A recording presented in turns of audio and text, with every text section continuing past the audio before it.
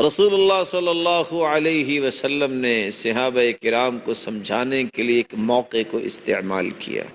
قدم علی رسول اللہ صلی اللہ علیہ وسلم سبی، اللہ کے رسول صلی اللہ علیہ وسلم کے پاس قیدی عورتوں کو لایا گیا۔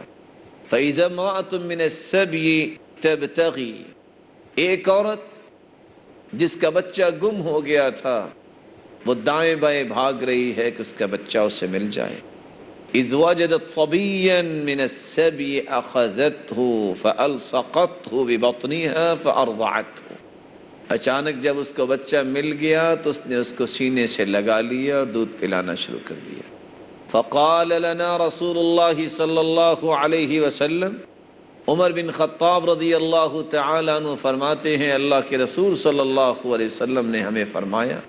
عمر بن خطاب رضی اللہ تعالی عنہ فرماتے ہیں رسول اللہ صلی اللہ علیہ وسلم ہم سے مخاطب ہوئے، اترون هذه المرأة طارحة ولدها في النار، بلا بتاؤ میرے صحابہ کیا یہ ماں اپنے بچے کو آگ میں پھینک سکتی ہے؟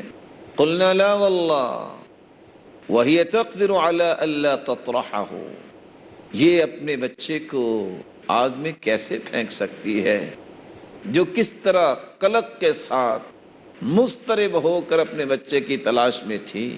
تو رسول اللہ صلی اللہ علیہ وسلم نے فرمایا للہ ارحم بعبادہ من ہذہ بولدها، اللہ رب العزت تو اپنے بندوں کے ساتھ اس سے بھی زیادہ محبت کرتے ہیں جس طرح ماں اپنے بچے سے محبت کرنے والی۔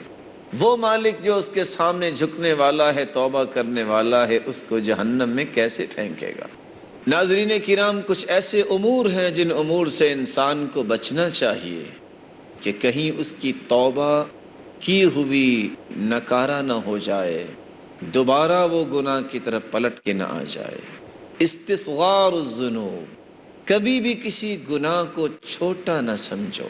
سہل بن سعد رضی اللہ تعالی عنہ سے مروی ہے اور رسول اللہ صلی اللہ علیہ وسلم نے فرمایا ایاکم ومحقرات الذنوب، بچ جاؤ کسی گناہ کو چھوٹا سمجھنے سے، فإنہن یجتمعن علی الرجل حتی یہلکن، چھوٹے گناہ بھی اگر کسی آدمی کے پاس جمع ہو جائے تو ہلاک کر دیتے ہیں۔ وَإِنَّ مُحَقَّرَاتِ الذُّنُوبِ مَتَى يُؤْخَذُ بِهَا صَاحِبُهَا تُهْلِكُ، اللہ رب العزت ہمیں محفوظ فرمائے۔